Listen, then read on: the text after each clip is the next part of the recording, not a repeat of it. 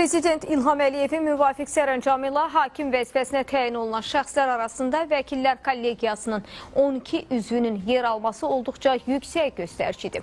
Bu fakt vəkillik institutunun ölkənin məhkəmə sistemində də etibarlı və peşəkar kadr bankına çevrildiyini göstərir.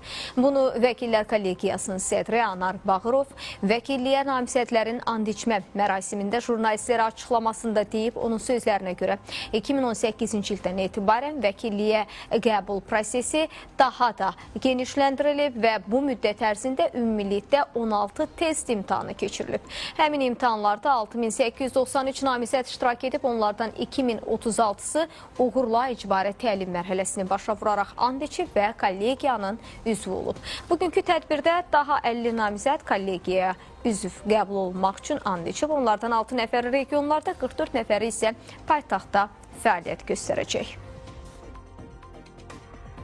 Bu gündən etibarən ölkədə vəkillərin sayı ilk dəfə olaraq 2867 nəfərə bərabər olacaqdır. Çox böyük bir uğurdur. Təkcə onu deməyə kifayət edir ki, cəmi bir neçə il əvvəl ölkədə vəkillərin sayı 800 nəfər idi. Yəni demək olar ki, 3 dəfədən çox vəkillərin sayı ölkəmizdə artmışdı.